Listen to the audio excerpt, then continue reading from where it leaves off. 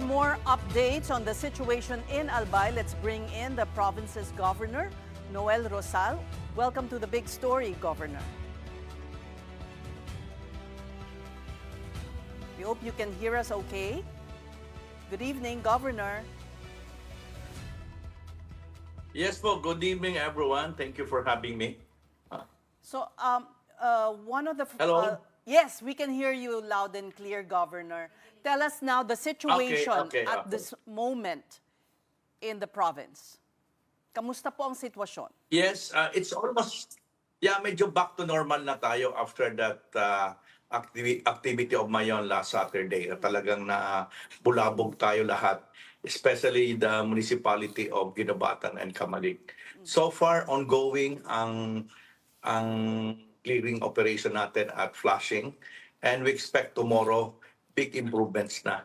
Pero open na po ang ating Maharlika Highway, which will connect Legazpi to Naga City, the main highway.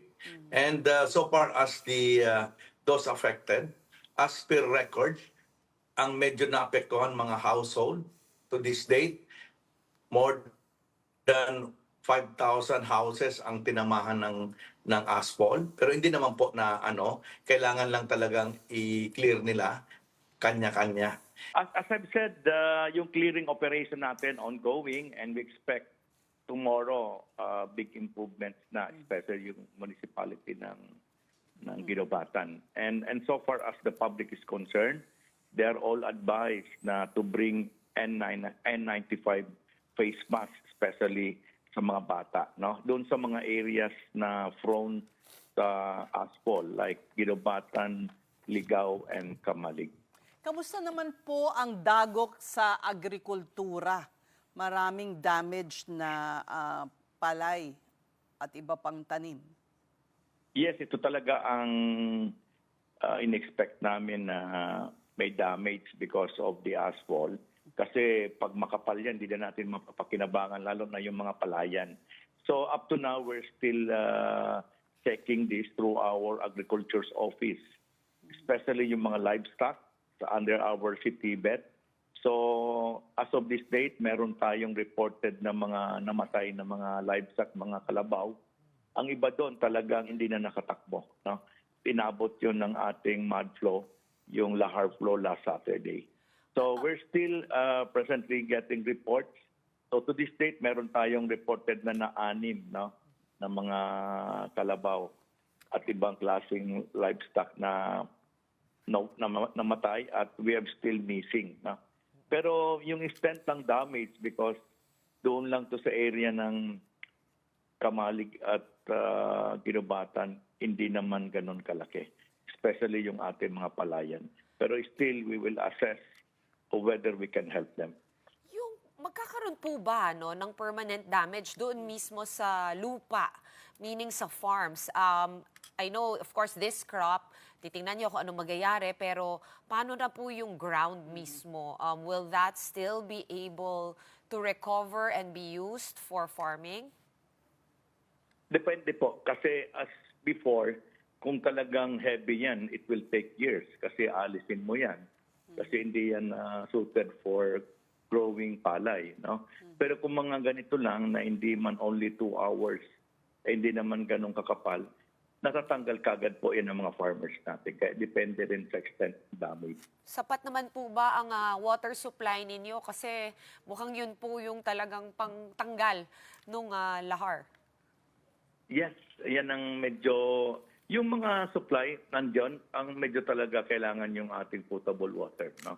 Kaya tumutulong din yung mga iba't ibang probinsya sa amin, nagpapadala ng tubig para ma-augment natin yung mga supply. Lalong-lalo na doon sa mga malalapit sa paanan ng Mayon. Pero Governor, widen na ang danger zone from 6 to 7 kilometers?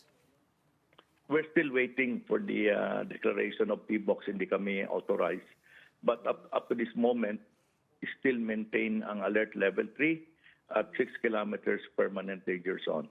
Now, we have 1,200 na evacuees ngayon because of that declaration since January 1st. No? So right now, we're seeing that, sabi kasi ng PBOX, pinag-aaralan nila these few days kung kailangan i-extend mga pili na mga area. Pero kung mag-declare ng 7 kilometers, you're talking of about 10 to 13,000 families. Medyo malaki to. Ang extended na 1 kilometer, medyo big volume to, covering 3 cities and 5 municipalities. Well, Governor, sabi po ng PHIVOLCS, ang Mayon Volcano ay nasa ilalim pa rin po ng Alert Level 3. Pero kamusta naman po yung ating early warning systems? Are they enough? Yes. Actually, alam niyo naman ang Albay, matagal nang in place ang system namin and the maturity of the people.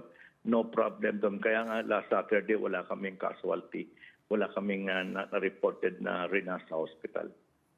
Pero sabi rin po ng PHIVOLCS, posibleng magyari ito ulit, Gov. So, ano po yung mga early plans natin na dinedeploy, no? Sakaling bumuga ulit ng abo ang Mayon. Well, sa ngayon, we just have to really to maintain that no man's land ang 6 kilometers. Yun talaga ang linya natin, ano? And we put additional PNP kasi siyempre the past few weeks walang activity kaya medyo nag-relax yung mga tao. Pero ngayon po, inigpitan ulit namin, wala talaga makakapasok dyan. Even pagbisita ng mga palayan, hindi pwede, bawal sa mga nakatira dyan. Nandun talaga tayo lahat sa extended lang sa evacuation center. Pero moving forward, Governor, hindi po ba dapat may mga lugar na hindi na dapat tamnan o hindi na dapat gawing agricultural kung ganito din lang ang mangyayari sa Mayon? Yes, Moving forward. Actually, the past 5 years, kung makita mo dati, pag 6 kilometers, covering more than 5,000 ang family, may improvement na po. Ang talagang problema na lang natin, 3 municipalities na lang. So, Legazpi, Daraga, Santo Domingo, Ginobata ng Ligao, medyo wala na. Na-clear na natin yung 6 kilometers danger zone. So, we are now only talking about Tabaco City, Malilipot, and Kamalig, no? So we are hopeful that next time na mag-activity ang Mayon, sana pag sinabi natin 6 kilometers permanent danger zone, so wala na tayong interview na kung ilan. So we just have to deal really, sa ngayon ang Tabaco, meron na tayong resettlement, tapos na. And number 2, yung Malilipot, tapos na rin yung NHA. So hindi na namin pababalikin yung iba dyan, so makiklear na tayo. Tungkol naman dun sa mga pinitelpin lang mga lupa, ito talaga ang malaking question because hanap buhay. So dito kami makikipag-usap sa kanila kung ano lang pwede, anong extent lang. Pero definitely, no man will stay now in the 6-kilometer danger zone. Baka may ibang mga activities na pwede. Yeah, pag walang alert lang. Opo. Okay, so yan na muna siguro because we have to remember that is the livelihood, no? 40% ng aming mga binebente sa palengke sa Albay galing po dyan. No?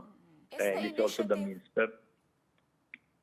Sorry, go ahead. Yung initiative po ba, yung paglilipat ng mga tao from the more dangerous areas, is it being undertaken by the LGU or tumutulong naman po yung national? Actually, like in Tabaco, the property was purchased by Tabaco local government, Tabaco City. And yung mga settlement, yung mga units was given by the NSA program. So maganda, nakita ko na more than 400 units to, tamang-tama, naka-assigned na, nandun na sila. Kaya ang Tabaco medyo malinis ngayon. Yung Malilipot naman, we have more than 600. So the evacuees numbers only more than 400, so may extra pa kami. So itong dalawang ito, medyo I can now assure you in the national scene na every time magkakaroon in the future, wala na tayo dito mga evacuees next time. So ito na lang nakamalig na lupa pa lang and we're still negotiating with the NHA or other national government like the SUD kung paano natin ito maiwan pa fully implement. So far, we're making improvements. 3 years ago, 5,000 yan, ngayon 1,200 na. Gov, paano naman po itong Cash for Work program? Ang ilang LGUs ini-implement na po yan, ano? Pero tutulong din po ba dyan ang provincial government? Yes, kami naman, ang sa amin ngayon, ang ina-assess namin yung mga sa crops muna. So yung DOLE saka yung DSW nagbibigay. So at least kayang-kaya pa naman itong 1,200. Naka-back up kami sa mga pangangailangan sa mga evacuation centers. Paano po ma-identify, Gov, yung mga qualified po para dito sa Cash for Work program? Identified na po namin yan. Yan ang mga taong yan kasi matagal na yan. Kumbaga, every time may alert level, alam na namin ang bawat pamilya. No? Lalo na yung mga tatawag natin ng mga head of the family na dyan nagtatrabaho. That's why nakapag-release na kami through the DOLE and ang DSWD para sa kanilang 1 month na binigay din ni Secretary Gatchalian. So malaking tulong doon. Nagtatrabaho sila sa evacuation center sa paglinis, lalo na ngayon. So at least nafe-feel nila na hindi lang pagkain ang kailangan, pati pera. Kasi nga sa pag-aaral ng mga bata. Anything more permanent, no? Kasi syempre, pag dinisplace nyo sila, as we understand, minsan kahit nilipat nyo sila, in-evacuate nyo sila, bumabalik pa rin sila sa kanilang farms. Pag nag-relocate na po sila, meron po ba silang negosyo, trabaho doon sa bago nilang area? Yes, yan ang challenge. Ako baga dati akong mayor, Legazpi. Dati more than 2,000. Ngayon zero na po. Wala na kami sa... So kailangan talaga yung ating alternative na trabaho. Yung mga programa natin sa TESDA, malaking bagay yan. Yung NC2. Pero hindi pa rin lahat. Pero at least padahan-dahan, nami-minimize na natin yung nagtatanim. Lalo na dun sa matataas na. Kung meron man, is now in the extended 7 to 8 danger zone. So hindi na masyadong issue. So itong tabako, malilipot and kamalig, ongoing ang aming orientation tungkol dyan. We just have really to deal with the family, especially ang anak buhay nila. Alright, marami pong salamat, Albay Governor Noel Rosal.